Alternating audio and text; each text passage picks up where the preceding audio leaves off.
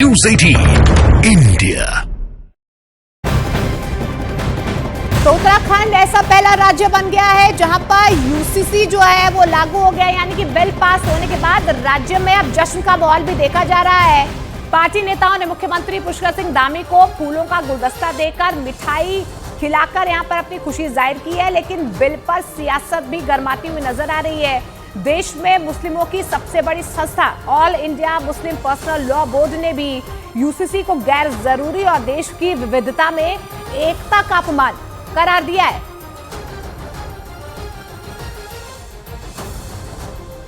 उत्तराखंड को ये सौभाग्य मिला एक नई शुरुआत करने की। जो उत्तराखंड का विधानसभा का आम चुनाव हुआ था, हमारे आदरणीय प्रधानमंत्री नरेंद्र मोदी जी के नेतृत्व में उनकी प्रेरणा से ये संकल्प उत्तराखंड की जनता के सामने रखा था और ये हमारा वायदा भी था, संकल्प था।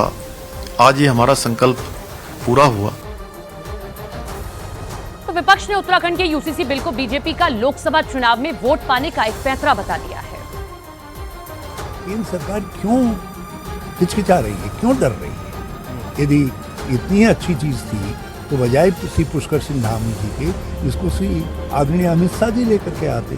ड्राफ्ट आपने सार्वजनिक किया नहीं और अब अचानक आप विधेयक लेकर के आ रहे हो, उसको पढ़ने का समय नहीं मिल रहा है। 2024 में कोई एजेंडा नहीं है, तो इसी तरीके के अनकॉन्स्टिट्यूशनल काम जो है भारतीय जनता पार्टी की सरकार कर रही है। यूनिफॉर्म सिविल कोड जो है वो स्टेट का सब्जेक्ट ही नहीं है। ये तो खाली एजेंडा सेट कर रहे हैं, लेकिन इसमें कोई फर्क नहीं पड़ेगा।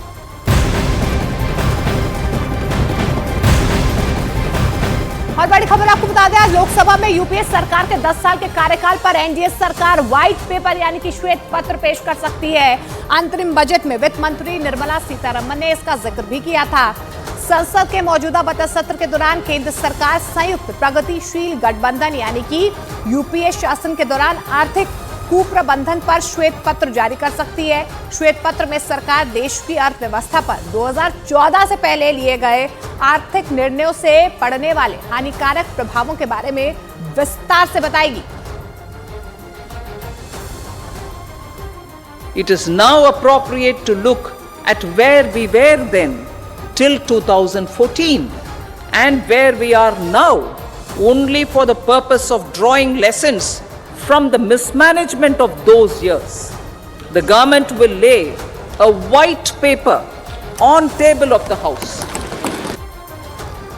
चलिए अब आपको बताते हैं कि श्वेत पत्र आखिर क्या होता है। सरकार की कमियां, दुष्परिणाम, सुधार के सुझाव होते हैं और किसी विषय पर जानकारी के परिणाम के सारांश भी इसके जरिए दिए जाते हैं। किसी भी विषय पर जारी किया जा सकता है श्वेत पत्र यानी कि व्हाइट पेपर।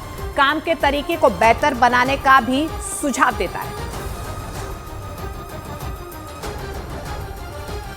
अब मन में सवाल उठता है कि श्वेत पत्र आखिर जारी कौन करता है, तो चलिए ये भी आपको बता देते हैं। तो श्वेत पत्र जो है वो सरकार जारी कर सकती है। मैं ग्राफिक्स आपको दिखाती हूँ, यानी कि मौजूदा मोदी सरकार श्वेत पत्र जारी कर सकती है और सरकार के अलावा कौन, कोई संस्था हो या कोई कंपनी हो, वो भी श्वेत पत्र यहाँ जारी कर सकती है। इसके अलावा कोई संगठन भी श्वेत पत्र जारी कर सकता है जिसमें वो अपनी चीजों को सामने रख सकता है कि क्या उसका पूरा डेटा निकल कर आया है, कैसे वो आगे काम करने वाला है, ये तमाम चीजें रख सकता है। श्वेत पत्र की शुरुआत कब होती है? 1922 में ब्रिटेन से, तब व्हाइट पेपर इसको कहा जाता था। श्वेत पत्र की शुरुआत होती है और ऐसे श्वेत पत्र लाया जाता है। पहले इसे चर्चिल व्हाइट पेपर के नाम से जाना जाता था और व्हाइट पेपर के नाम से आप सुनते रहे होंगे। और यहाँ भारत में श्वेत पत्र अब जो है सरकार लेकर आ रही है।